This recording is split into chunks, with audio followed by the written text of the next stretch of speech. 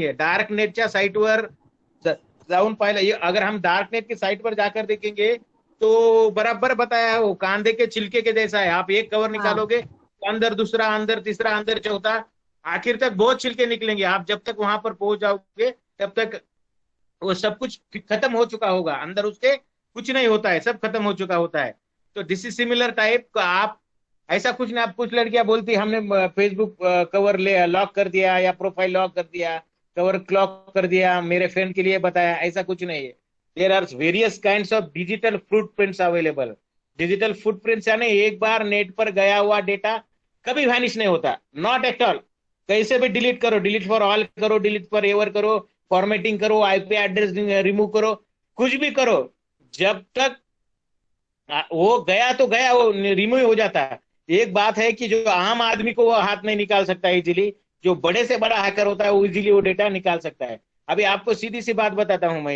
एक लड़की है, ऑक्सफोर्ड यूनिवर्सिटी के स्टूडेंट्स यूनियन में वो प्रेसिडेंट बनकर चुनकर आई हुई थी, प्रेसिडेंट बनकर चुनकर आई आई थी वो. तो वहां पे फर्स्ट उसका इंटीमेशन वो होता है कि वो लड़की क्या होनी चाहिए, कि वो रैशनल होनी चाहिए, उसके अंदर किसी भी धर्म का रिफ्लेक्शन नहीं होना चाहिए या धार्मिक कट्टरतावाद नहीं होना चाहिए. ऑक्सफोर्ड यूनिवर्सिटी में वो सिलेक्ट चुनकर आ गई, वहां के छात्रों ने उसको चुनकर दे दिया. लेकिन उसके फेसबुक पेज पर वर्तमान सरकार के द्वारा जो हिंदू अहिंदू की राजनीति की जाती थी उस समय में, उसने सिर्फ एक फेसबुक पोस्ट शेयर की थी. किसी अन्य ने लिखी हुई पोस्ट को शेयर करते करते हुए लिखा था कि ये सारे सारे राष्ट्र को हिंदू राष्ट्र बना देना चाहिए, इतना. तो वहां वहां के जो छात्र नेता थे उन्होंने ब्लेम लगाया कि भाई ये हिंदू होने की वजह से इसको डिस्क्रिमिनेट किया गया, उसको नीचे खींचा गया. लेकिन फैक्ट ये नहीं था. फैक्ट ये था कि उसने फेसबुक पर जो पेज लिखा था, जो शेयर किया था, वो ऐसे कट्टरपंथी इंसान ने चुना गया था कि जिसको जिसके हाथ दंगल दंगल में, हिंदू मुस्लिम जो दंगे होते हैं उस दंगे में हाथ था. तो यू पीपल, हम किसको फॉलो कर रहे हैं, किसके पेज शेयर कर रहे हैं, किसके लाइक कर रहे हैं, किसको कमेंट्स कर रहे हैं, क्या कमेंट्स कर रहे हैं. ऐसा भले ही आपको लगता है कि हम बाद में उसको डिलीट कर देंगे या अनफॉलो कर देंगे या हमारा अकाउंट खत्म कर देंगे, ऐसा कुछ भी नहीं होता है. एक बार आप जो गलती करते हो तो उसका खामियाजा आपको बार बार भुगतना पड़ता है. अभी को बहुत सारी लड़कियां ऐसी होती है कि जो वो भावुक होती है, लड़कियों को कुछ पता इतनी जानकारी नहीं होती है, वो धर्म धर्म की राजनीति में आ जाती है. फॉर एग्जाम्पल एक लड़की ने अभी एंटी रिजर्वेशन पोस्ट कर डाला था. अब रिजर्वेशन को विरोध करो, ये उसका मौलिक अधिकार है, लेकिन रिजर्वेशन की फैक्चुअल पोजीशन क्या है ये जाने बिना उसने उस पोस्ट को क्या किया, ये कर दिया, शेयर कर दिया था.